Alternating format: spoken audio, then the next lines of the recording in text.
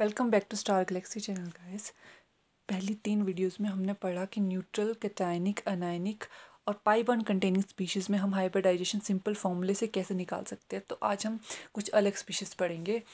तो फॉर्मूला हमारे पास ये होता है, ये मैंने डिफाइन कर रखा है पहली तीनों वीडियोज़ में। फर्स्ट सेकंड में तो बहुत अच्छे से डिफाइन किया, आप वहाँ जाएंगे और चेक कर लीजिएगा, लिंक डिस्क्रिप्शन में मिल जाएगा। तो valence electron atoms what ever it is formula हम यूज़ करेंगे। तो आज की हमारा जो क्वेश्चन है वो होगा हमारा I3 नेगेटिव आयन के लिए। अगर इसमें निकालना है, ऐसी स्पीशीज़ में हम कैसे हाइब्रिडाइजेशन इस फॉर्मूले के यूज़ से निकाल सकते हैं। Let's see I3 negative ions. हम इसमें क्या करेंगे, एक ही सेंट्रल एटम होगा। अब इसमें हम ऐसे लिखेंगे, इसे I2 नेगेटिव। हम क्या करेंगे, एक ही हम इसे मान लेंगे कि ये यहाँ पे सेंट्रल एटम है, सेम है ये। हम इसे अलग करके ऐसे लिख देंगे कि ये यहाँ पे सेंट्रल एटम की तरह काम कर रहा है। ये अनदर और अदर एटम्स जो हमें यूज़ करने हैं। तो ये हमने सेंट्रल एटम निकाला, ये हमारे पास जो ये आए, ये हमारे पास total number of other atoms attached आए। बाकी जो आपके पास ये है, ये चार्ज है। और ये चार्ज कैसा है, अनायनिक, यानी कि नेगेटिव। ये कहाँ रखना है, यहाँ रखना है चार्ज। चार्ज अगर इसके ऊपर -1 है तो हम यहाँ पे 1 रखेंगे अनायनिक चार्ज में। That's it. तो ये हमने निकाल दिया। तो इस तरह से हम सॉल्व करते हैं। इसमें क्या करते हैं, हम किसी एक को सेंट्रल एटम मान लेते हैं, बाकी बच्चों को एक्साइड कर देते हैं। जब सेम तरह के हमारे पास एटम्स दिए हो किसी मॉलिक्यूल में, तो हम एक को सेंट्रल एटम मान के बाकी को साइड एटम मान लेते हैं, जो हम इस फॉर्मूले में यूज़ करेंगे। अब यहाँ पे देखा हमने, जो हमारे पास आई था, ये हमारे पास यहाँ पे सेंट्रल एटम है। Iodine is your central atom. तो आयोडीन बिलोंग करता है हेलोजन्स से। हेलोजन्स में वैलेंस इलेक्ट्रॉन्स कितने होते हैं, 7 होते हैं। ये आप लोगों को आता होगा, वैलेंस इलेक्ट्रॉन 7 होते हैं हेलोजन्स में। तो आयोडीन के वैलेंस इलेक्ट्रॉन्स 7 है, प्लस साइड एटम्स जो हमने बोला था, total number of other atoms attached. Total number of other atoms attached, कितने टोटल अदर एटम्स अटैच्ड है, अगर एक हमने निकाल दिया 2 बचे, तो +2। ये पाई बॉन्ड नहीं बनाता, सिंपल हमें पता है ये सारे के सारे सिग्मा बॉन्ड्स बनाते हैं। जो हमारे पास हेलोजन्स होते हैं वो सिग्मा बॉन्ड्स बनाते हैं, तो इसलिए सिर्फ 2 ही आएगा यहाँ पे, 1 1 2। Next one is your plus. यहाँ पे चार्ज क्या है, इट्स योर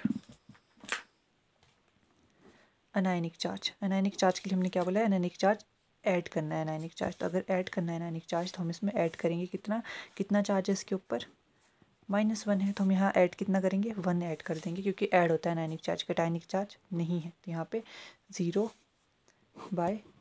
ये फॉर्मूला। कैटायनिक चार्ज नहीं है, अनायनिक चार्ज है, रख दिया हमने यहाँ पे। अब इसे हम सॉल्व करेंगे, इसे हम निकाल देते हैं। इसे हम सॉल्व करेंगे तो ये हो जाएगा 7 + 8 9 10 10/2 5। अब 5 के अकॉर्डिंग हम इसकी हाइब्रिडाइजेशन निकालेंगे। एक हमें s ऑर्बिटल लगेगी, 3 हमें p लगेगी, 1 हमें d लगेगी। तो टोटल हाइब्रिडाइजेशन कितनी आ जाएगी, sp3d1 हाइब्रिडाइज्ड। तो ये भी मैंने पहले बताया कि हम इन्हें कैसे यूज़ करते हैं। तो आप पिछली लिंक वीडियोस देख सकते हैं, 1s 3p 1d, क्योंकि s में 1 की होती है, p में 3 होती है।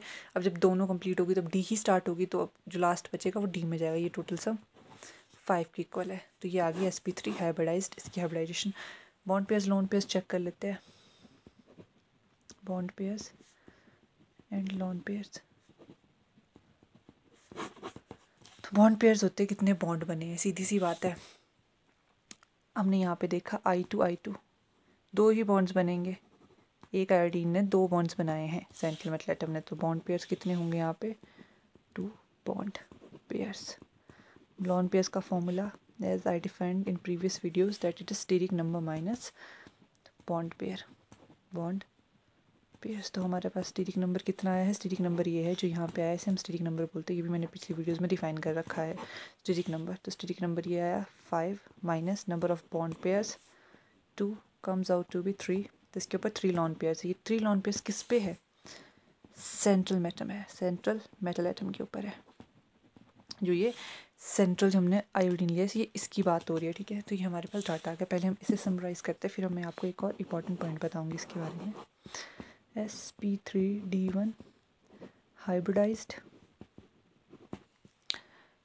2 बॉन्ड पेयर्स, 3 लॉन पेयर्स। अब अगर आपसे क्वेश्चन पूछा जाए कि आपको बताना है जो ये I3 नेगेटिव है इसमें टोटल कितने बॉन्ड पेयर, टोटल कितने लॉन पेयर्स है, टोटल लॉन पेयर्स कितने हैं, तो आप कैसे निकालोगे?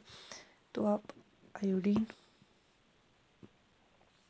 तो हमने बोला ये एक सेंट्रल मेटल है, एक यहाँ पे बना रहा है। सेंट्रल मेटल की हमें पता चल चुका है, सेंट्रल मेटल के हमारे पास 3 लॉन पेयर्स आए हैं, तो हम इसे ऐसे ही यहाँ पे बना लेते हैं। ज्योमेट्री पे इतना ध्यान मत दीजिएगा, it's just not to scale, it's just to understand. तो इसके ऊपर आ गया। तो अब हम जानते हैं एक आयोडीन का वैलेंस इलेक्ट्रॉन 7 होते हैं, ठीक है। उसमें से एक इन्होंने बॉन्ड बना लिया तो 6 बचे। यहाँ पे भी सेम 7 होते हैं, एक इसने बॉन्ड इलेक्ट्रॉन यहाँ पे दे दिया है, बॉन्ड में दे दिया है, तो ये 1 6 बचे। यानी कि इनके ऊपर लॉन पेयर कितने बचेंगे? और एक लॉन पेयर में, सभी को पता है, एक लॉन पेयर में 2 इलेक्ट्रॉन्स होते हैं।